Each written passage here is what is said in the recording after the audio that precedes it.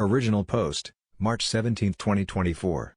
I'm going to use pseudonyms for anyone I reference in this post. I 41 female, am a stay-at-home mom. My husband 48 male, whom we'll call Paul, works in finance. We have been married for nearly 20 years. We have 2 kids, whom we'll call Eric, our 18-year-old son, currently a senior in high school, and Mary, our 15-year-old daughter. They are both the lights of my life. My marriage with my husband has grown somewhat stale over the years for a myriad of reasons, such as his work schedule and how I've aged poorly since we first met. Our son Eric has a girlfriend 18 female, whom he's been dating since they were freshmen in high school. We'll call her Amy. Eric absolutely adores Amy. She's his first love, and she's someone I've always considered as family. This makes the whole situation emotionally excruciating for me. Last week I inadvertently saw my husband's phone screen and got a glimpse of a text thread between my husband and Amy, our son's girlfriend, and I read what looked like a message of her telling him that she misses sucking his cock. I froze in place, in complete disbelief. I spent most of the day convincing myself that I must have misread what I saw. However, I didn't misread it because, over the last several days, I discovered a file on his computer filled with tons of BDSM. He clearly has an addiction. He also has saved photos of Amy from her Instagram on his computer. Although they weren't inappropriate, she was fully clothed, it was still the proof I needed to confirm that I wasn't going crazy. I also looked at his phone during opportune moments and saw more of their interactions. I wish I had never looked. They were filled with mean, horrible things said at my expense, with him constantly comparing me to her. He would call me fat and old, among other things, with Amy laughing. I've always had hunches or paranoid feelings that Paul has been cheating on me, but never in a million years could I have fathomed something like this. Last month, I found a thong in our bedroom that I knew wasn't mine. I turned a blind eye to it, being naive and acting like it was maybe our daughter's, even though that made zero sense. Not only is he cheating on me, but he's betraying our son. I'm completely devastated. I don't even think words can adequately describe the dread, anger, and shock I feel right now. I'm totally overwhelmed on how to handle this because obviously action needs to be taken, but I'm terrified of what kind of psychic blow this will be for my son.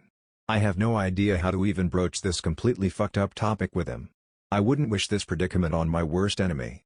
I can't even believe I married this scumbag in the first place. And then my mind started to race, realizing that I started noticing specifically unusual behavior from him around the same time Amy turned 18. Was he waiting for her to turn 18 before pursuing this affair? There are so many layers to all of this and I'm completely paralyzed with fear and dread about it all. None of it makes any fucking sense. How did this happen? Am I that much of a stupid idiot that I let all of this happen under my watch? Eric adores Amy, and the thought of revealing this sickening truth to him terrifies me. The impact on his young heart and mind could be devastating. My heart aches for Eric and Mary, who were completely innocent bystanders. I haven't confronted my husband about this because I'm frankly scared of the domino effect. I don't know who to turn to first about this. I share my story not for sympathy, but in search of understanding and perhaps advice from those who might have had to grapple with deep betrayal. Thank you for listening. Relevant comments. Comment 1. If she's freshly 18, isn't this illegal? There's no way they weren't doing anything illegal before she turned 18. Also, even if so, the age gap is over 3 decades, your husband is suspect, police immediately. OP. She's been 18 for 5 months now. I haven't been able to gauge when their affair started. I'm trying my hardest to figure that out.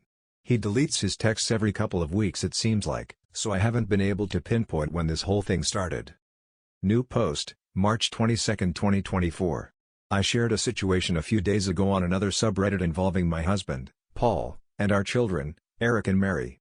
I discovered that Paul was having an affair with our son's 18-year-old girlfriend, Amy. My son has been dating her since they were freshmen in high school. My brother connected me to a very tough junkyard dog type lawyer. I saved screenshots of all his conversations with Amy. I was only able to get the last 3 months from iCloud. The conversations were mostly flirty and dirty talk. It was hard to stomach, completely sleazy, and I saw several negative things said about me. His call history showed he talks with her for hours pretty consistently. He uses dating apps.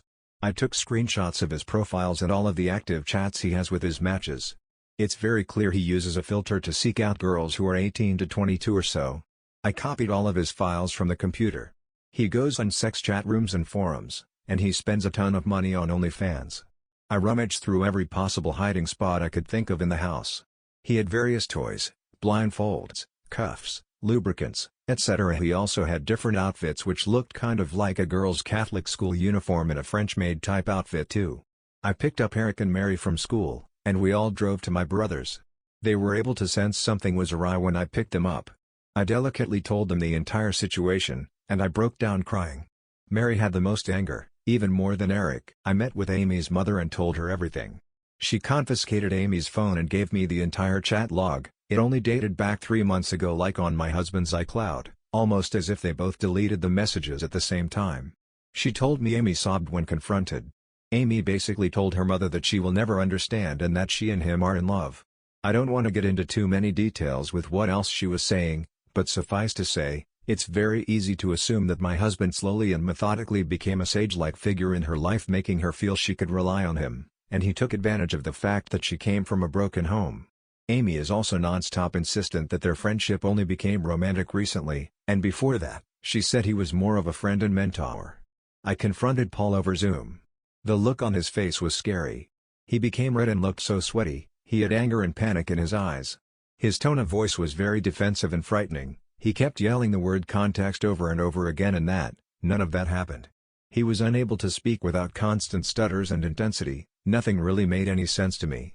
I refused to tell him where I was, and he said I had no right to take his kids away from him, and then he abruptly left the Zoom. My lawyer is filing for temporary sole custody of Mary and a restraining order. Mary is still the most angry. She's totally furious with her dad and Amy, justifiably so, of course. Mary is recollecting moments and times she watched her dad interact with her friends, and she's in knots about it. Eric is very clearly hurting, but he's so strong and very level-headed.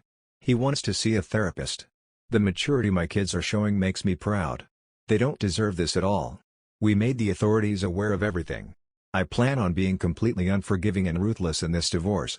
I'm reflecting on how I've been treated and how it's made me a shell of myself, and how I've had a very negative opinion of myself because of him over the last 20 years. I don't want to let this scumbag get away with it. I want to reinvent myself and move on stronger than ever.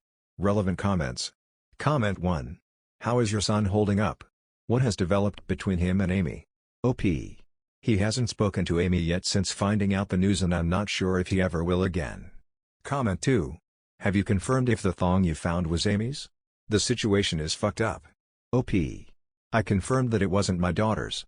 She said it wasn't hers. And I know it wasn't mine. So, who else could it be? Update 2, March 27, 2024. Thank you again for all the love and encouragement. It gives me comfort and means so much to me.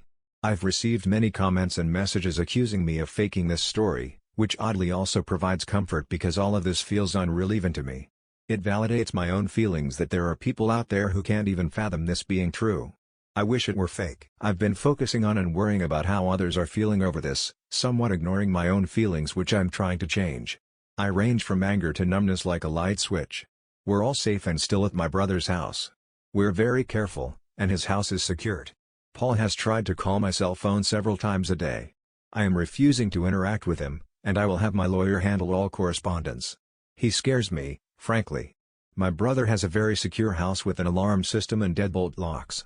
We feel safe with him. Both my son and I got checked out and tested.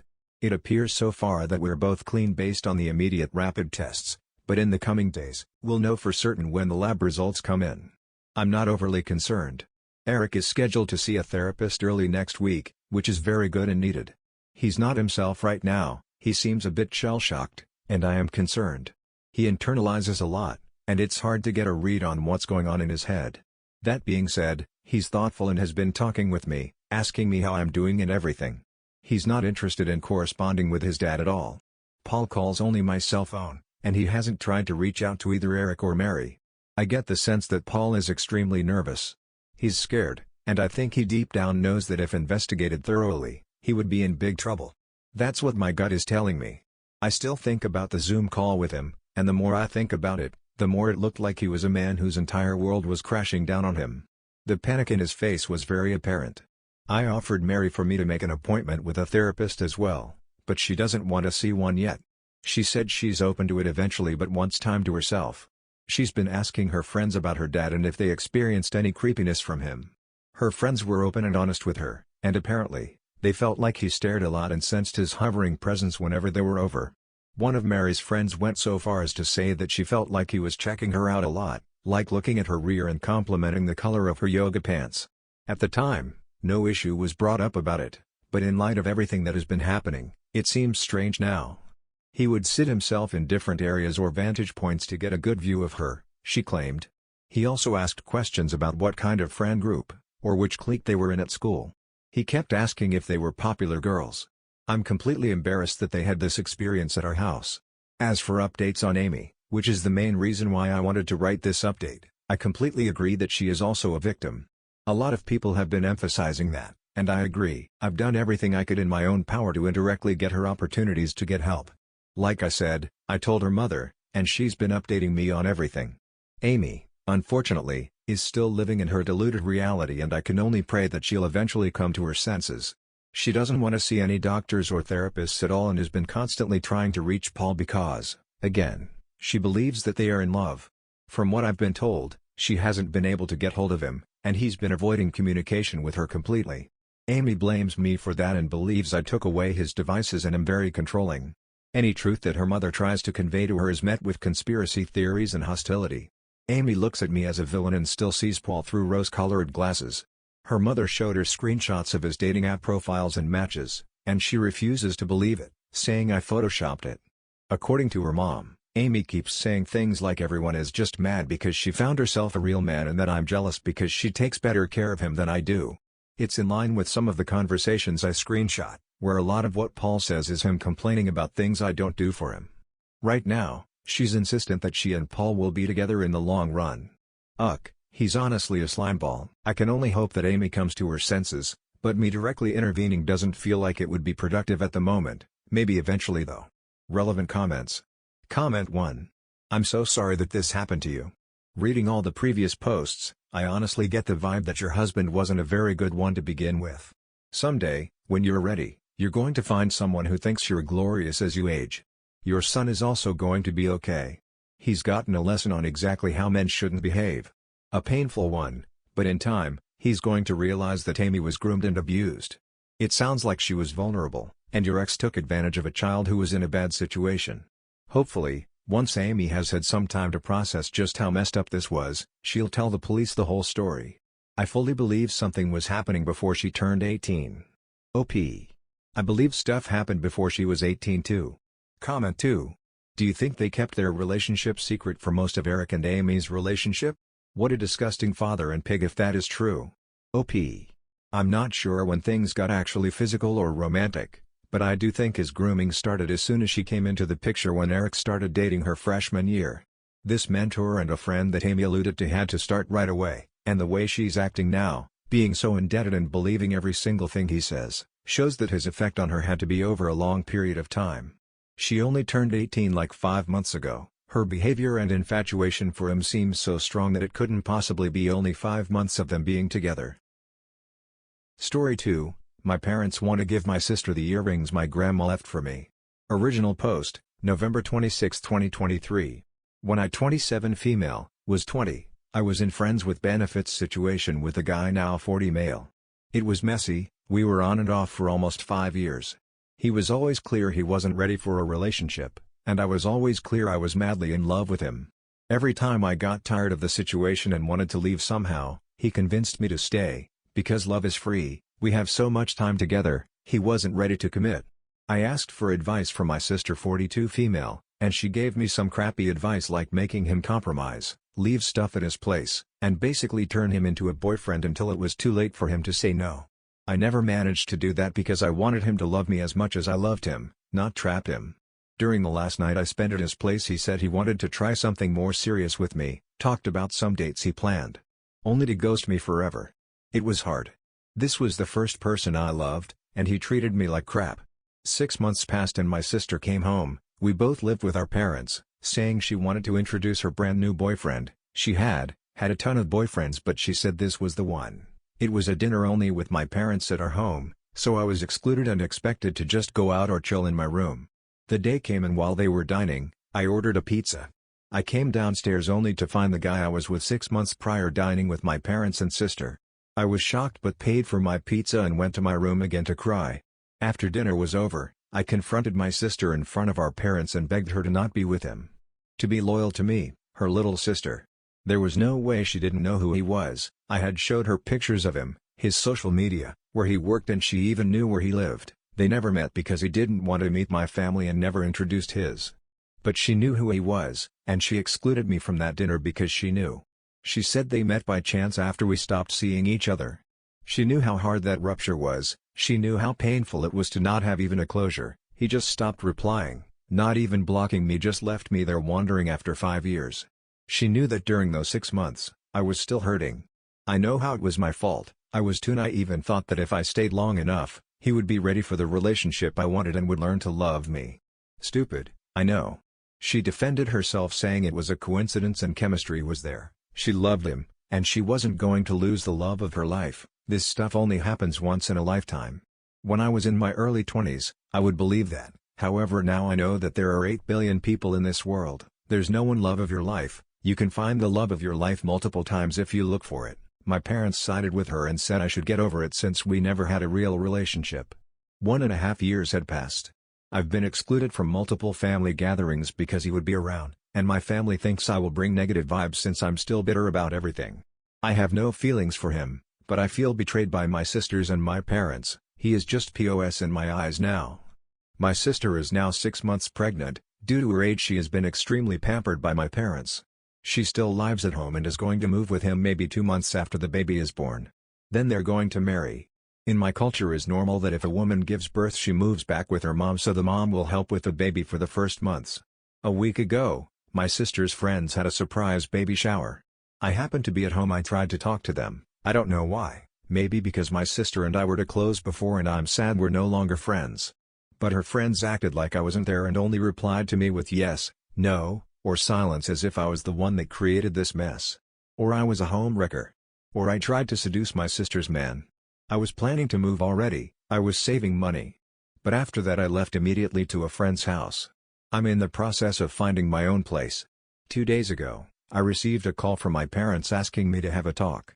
I went to their house, and they informed me that the diamond earrings my grandma left me will be given to my sister. Those earrings have been in my family for 4 generations, and before my grandma died, she said the earrings would be mine and my sister will receive a gold necklace. Grandma trusted my parents with the earrings. There was no will or anything, she just asked to give it to me when I was mature enough to appreciate and take care of a family heirloom. Now my parents think since my sister is getting married first and is having grandma's first great-grandchild, she should have it. I'm really mad now. They're robbing me of something my grandma left to me. I don't think my parents are evil. I think they were worried my sister wouldn't marry due to her age. In my culture, a single woman in her 40s is something to worry about for her family, and now that she's forming a family, they want to reward her with everything. But I was the closest to my grandma. She made it clear the earrings will be mine, not my sister's, not the first one to marry or have a child, but mine. After 2 years of being excluded in favor of my sister, I gave the ultimatum to my parents: they give the earrings to me as my grandma intended, or I will cut them from my life forever. Not going to lie, the idea of cutting my family off is too painful, but I feel they already made me and still make me so wrong. I don't want them in my life anymore. I feel a little shallow fighting over this, but those are only things my granddad left to. They are not entitled to them. Relevant comments. Comment 1. You need to get a lawyer. Those earrings are your inheritance from your grandmother, and if it's documented in your grandmother's will, they can be sued and charged with stealing. I know you don't want to do this, but your family has already shown you that you don't matter to them at all. Do you honestly believe that they are going to care if you go no contact with them? Don't warn them that you are going to press charges for stealing. I'm sorry, OP, you deserve better, and I hope you stay strong enough to make boundaries that you will be able to stand by. OP. Grandma left no will. She handed her jewelry, and most of them were family heirlooms, to everybody. My grandma was the 4th generation with them. I was 12 when my grandma died. She gave the earrings to my mom so I could have them when I was ready to take care of them properly. I always thought I would wear them on my wedding day or a very special day. Since I lived with my parents not so long ago, I never asked for them because mom has them in a safe in her room with other important stuff. I don't know if they would care. I think they don't believe they're doing anything wrong handing the earring to the sister that is having grandma's first great-grandchild. But if grandma wanted that, she would have stated the sister that has the first child must receive the earrings. She said they were mine. Honestly, the entitlement. Update 1, March 28, 2024, 5 months later. After my post, I went to my parents' house, opened the safe, took the earrings, and left. Then after that I went again, told my parents I needed time to process stuff and be my own self and gave them their house's keys, said I was leaving for good. There were some tears from my mom saying she couldn't believe I was such a bitter person, she raised me better, I was turning my back to my family over nothing, and finally that it was shameful that I would leave the family house without being married or anything. So, it was never about me or her loving me or anything but social pressure to keep an outdated tradition. My dad was very neutral, gave me a hug, and wished me luck. For 2 months nothing happened and I barely had contact with my family, found a place to live, tried to heal, have real fun decorating my new home, your normal stuff. And then everything happened at once. For those 2 months, my sister and mom never reached out to me, only my dad sends a text once a week asking how I was and wishing I was doing well. And then my sister's boyfriend, who's also my ex, started to follow me on Instagram again. I found it weird, but anyway, after all, he's my sister's boyfriend and father of my niece as well as my ex-friend with benefits. Then he started to like my stories and then replying to them with heart emojis and, looking good. This happened 3 times maybe? When I received the voicemail from my mom calling me all sorts of names for going after a man that I knew was engaged, this was some kind of revenge over my poor sister, that I was causing her so much stress her blood pressure level was over the moon. I was an inconsiderate B-word and she raised me better. Later I learned through a cousin that my sister took her fiancé's cell phone and found several conversations with several women including his attempts to talk to me, so of course she went to my mom crying about me trying to steal her fiancé. Less than a week later another voicemail from mom asking me where the fuck were the earrings. She went looking for them and when she couldn't find them, deduced it was me. She called me a thief. A disgrace. Dishonored me and said they didn't consider me family anymore. I was dead to them. And she will be taking legal action against me for theft if it was possible. I had no option but to block her and my sister and other family members who sided with them. My dad later texted me to let me know my mom went nuts and they won't take any legal action. By the end of last month, my cousin texted me saying my sister had given birth to my niece. I know I shouldn't, but I did it. I went to the hospital with a gift while wearing my beautiful and fancy earrings. I was kicked out, of course, but it was worth it. I have no plans to see them ever again. Well, maybe my dad. Also, my cousin, big gossiper, that girl, let me know my sister is getting married in May so she will have her happy ever after all. Dating someone who ghosted your sister is crazy, because like not only is that disrespectful to your sister, but what makes you think that he won't do the same to you? I wonder if they ended up getting married and if so how long will it last? That's it for this video, I hope you enjoyed, have a great day, and I will see you in the next video.